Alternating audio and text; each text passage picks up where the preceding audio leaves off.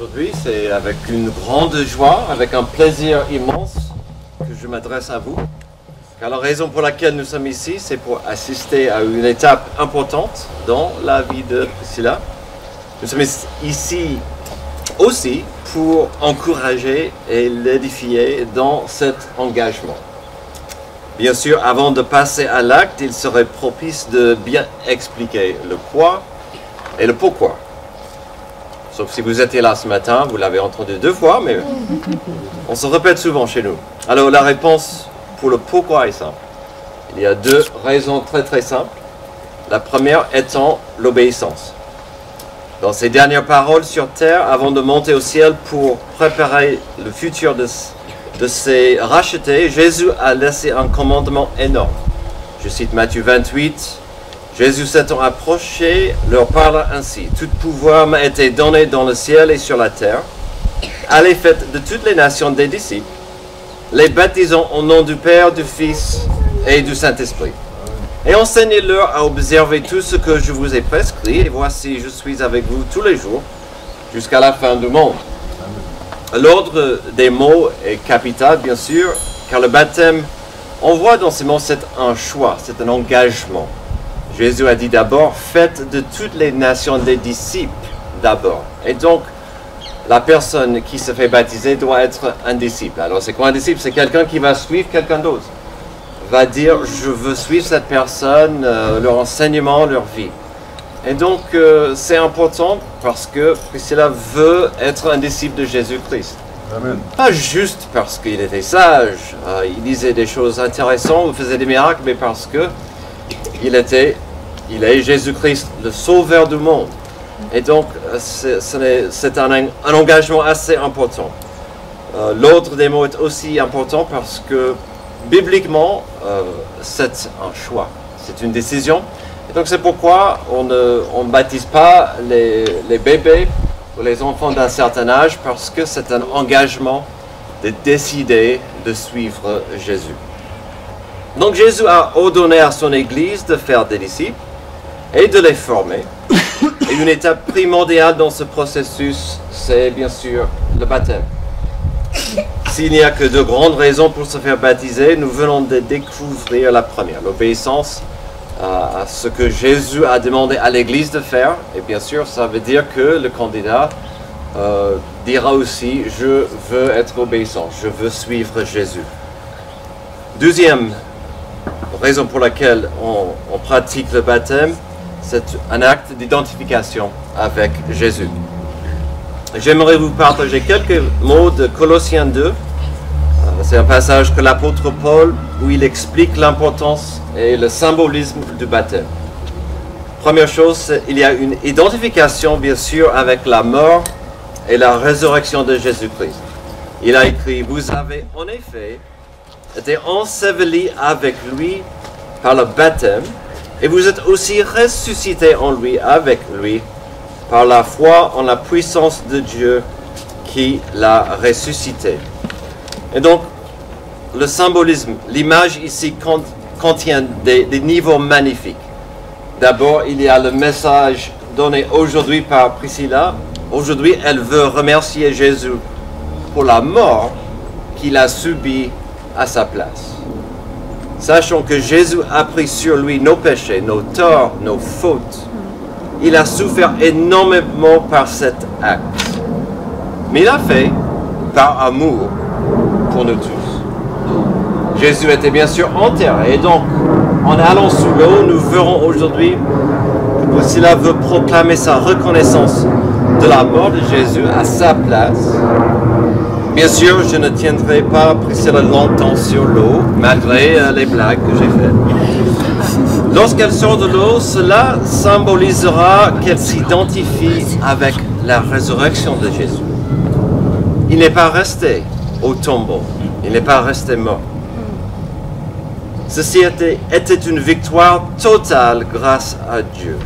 Comme je viens de lire au verset 12, vous avez en effet été ensevelis avec lui par le baptême. Vous êtes aussi ressuscités en lui et avec lui par la foi en la puissance de Dieu qui lui l'a ressuscité. Elle veut dire au monde et elle aura son opportunité d'en parler, mais elle veut dire au monde que par cet acte, elle veut enterrer sa vie ancienne afin d'avancer dans une vie victorieuse avec Jésus. Amen. Donc premièrement, il y a l'identification avec la mort et la résurrection de Jésus, chose qui est évidente quand elle plonge sous l'eau et elle revient. Mais ça continue selon l'apôtre Paul dans notre petit passage de Colossiens 2. Il y a une deuxième identification avec un avenir avec Jésus-Christ. Pour la continuer, vous qui étiez morts en raison de vos fautes, le péché si vous voulez, et de l'incirconcision de votre corps, dans le contexte, c'est une façon de dire nos corps qui sont maudits par le péché. Et c'est vrai que nos corps sont maudits. Donc si je peux redire ça, vous qui étiez morts en raison de vos fautes et de vos corps maudits par le péché, il vous a rendu à la vie avec lui.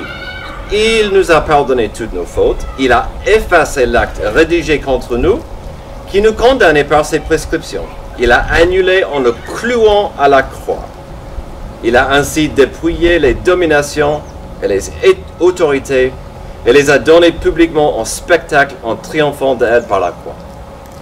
Donc, dans ce passage, on voit Jésus-Christ victorieux.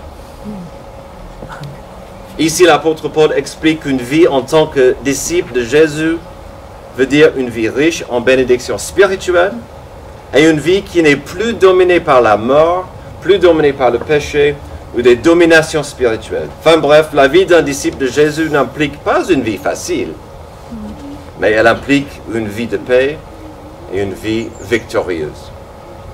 Pourquoi sommes-nous là aujourd'hui? Pourquoi Priscilla veut se faire baptiser? C'est pour ces deux raisons simples, pour être obéissant à Dieu et afin d'être identifié avec celui qui l'a libéré de la mort et de l'esclavage de l'obscurité. Amen. J'invite Priscilla à venir et partager avec nous son témoignage.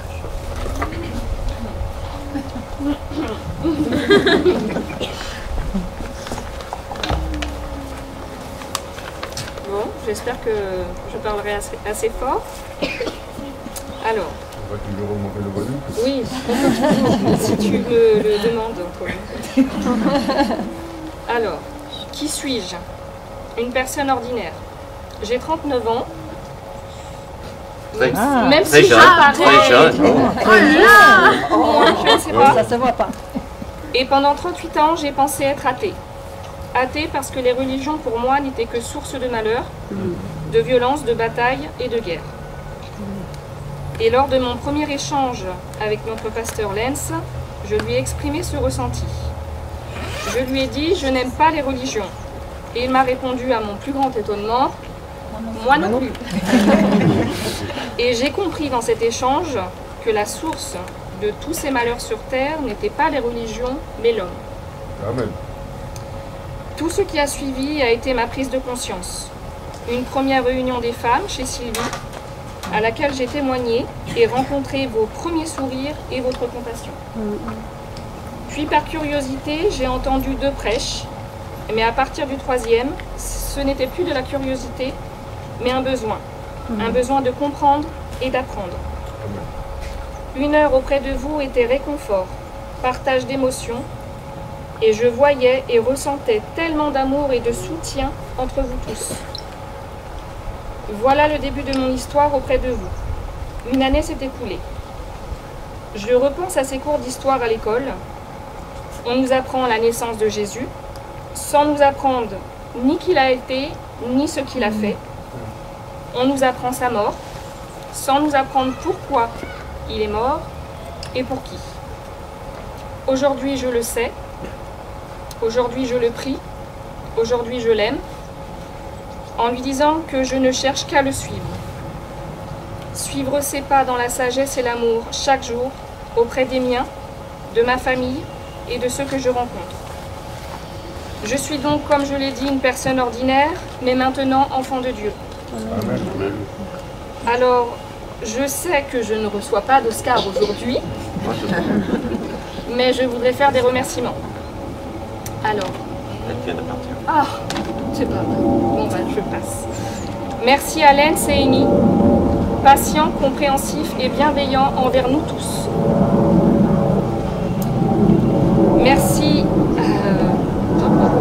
merci à vous tous qui m'apportez un accueil chaleureux les dimanches matins. Je cherche. Merci Lionel de ton accueil, pour ton accueil. Merci. Alors, initialement, j'avais bien sûr écrit merci à mes enfants, Amélia et Miguel. Mais Miguel seul est présent aujourd'hui.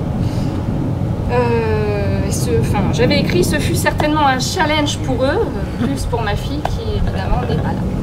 Voilà, je n'en dirai pas plus. Merci à Violette de nous accueillir tous aujourd'hui. Amen. Merci à mon neveu, Jimmy, sa petite femme Lorelai et William, leur fils. Alors j'ai une confidence à vous faire. Mon neveu m'avait demandé s'il y avait un apéro. Je lui ai dit non, mais il est venu quand même. Donc vraiment je vous remercie, c'est très important pour moi. Alors merci à Robert, l'homme de ma vie.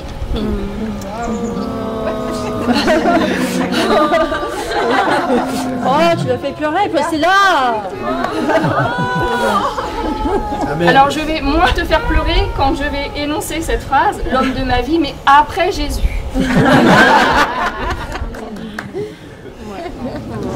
Alors Robert qui a eu d'abord très peur, il me demandait à quoi cela nous engageait, si nous allions devoir donner de l'argent à Let's. Mais pas pour jamais. Eh bien non. Sauf si Robert et toi voulez discuter. Voilà, merci amour. Tu as pris le temps de m'écouter et de comprendre. Du coup, c'est toi qui me réveille les dimanches matins pour que je n'arrive pas en retard. D'ailleurs, merci Antoine pour m'avoir motivé à me lever plus tôt, à me faire comprendre qu'il fallait que je vienne plus tôt. Merci à Jésus de m'avoir accueilli, de me rendre meilleure et plus forte. Merci à Jésus de m'écouter et d'être présent pour nous tous. J'ai tout de même un regret, celui de ne pas avoir connu Jésus avant. Avec lui, j'aurais été une meilleure femme et une meilleure mère. Voilà, aujourd'hui, jour après jour, je vis en pensant à ce que Lens nous raconte, nous explique, nous apprend. Merci Lens, tes phrases restent dans mon esprit, jour après jour, dans toute occasion, même pendant mon travail et surtout pendant mon travail auprès des enfants. C'est pas toujours facile. Et je pense à cette, comment je pourrais dire, cette phrase, cette observation, cette demande. Les quoi? Oui. Les valeurs qui entourent notre communauté. Voilà. L'amour au carré, la fidélité au carré et le service au carré. Amen. Voilà. Pour nous tous et en tous.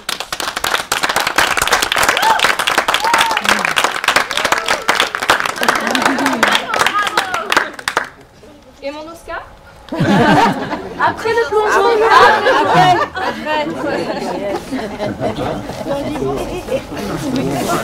Je me permets parce que... Ah, c'est un César en France, quoi. Ah, attendez, je voudrais filmer la tête de Lens quand il rentre Ah oui. dans l'eau. On voit ma choc. Happy face. Qui dit que c'était pas un travail compliqué d'être pasteur? Regardez ça. Et il est rentré vite, hein, moi j'admire. Normalement, la blague c'est combien de temps est-ce que la personne peut rester sous l'eau. Mais aujourd'hui, on ne fera pas un tel... En fait, tu dis ça à chaque fois. Ouais. Ça va bien, ça va bien. Ouais. Alors elle est bonne. Allez, dans la tête. On va l'applaudir. C'est dans la tête. Allez. On n'a pas appelé d'être comme ça, mais c'est pas grave. Viens ma soeur. C'est la première fois que je fais ça, la dernière fois. Ça a été, je fais tous les dimanches. Ok. Et donc il rentre petit à petit dans le... Voilà. Priscilla, est-ce que tu connais Jésus-Christ comme ton sauveur? Oui, Est-ce que par cet acte, tu veux montrer au monde ton désir de le suivre? oui, Avec plaisir, je baptise ma sœur dans le nom du Père, du Fils et du Saint-Esprit.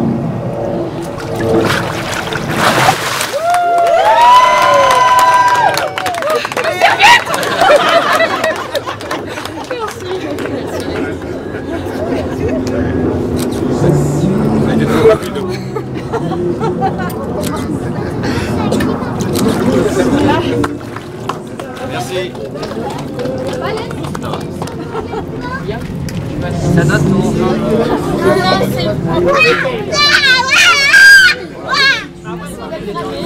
T'inquiète, on t'aurait. Laisse, elle est où cette serviette? C'est vrai, j'ai envie de faire ça. Quelqu'un de temps. Il y a le moustique aussi. alors, une sensation glaciale, mais chaud au cœur.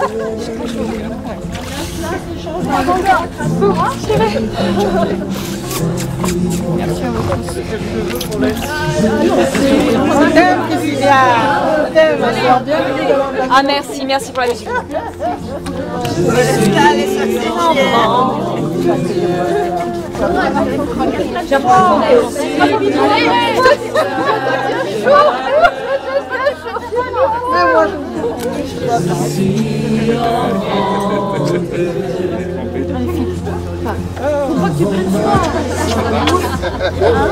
Bienvenue dans la famille.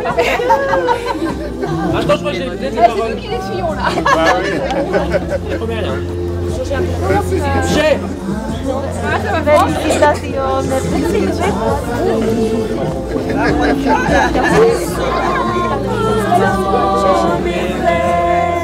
Félicitations, ma sœur.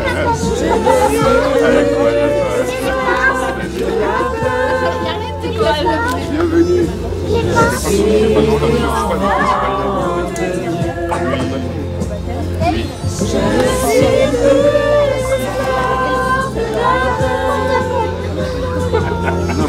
C'est compliqué.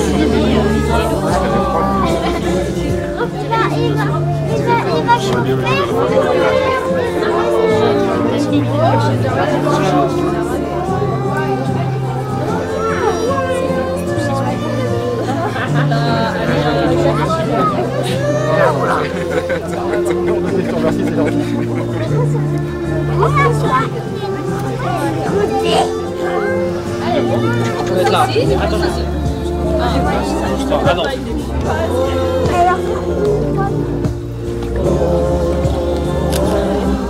Lâche.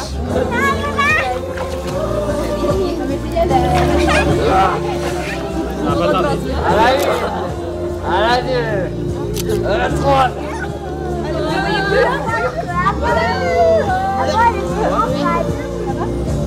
Je devrais être après là, le prochain. Ils ont dû créer les mots.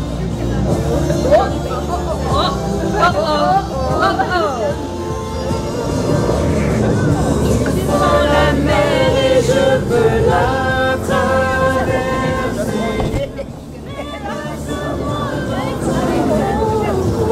Tu me filmes?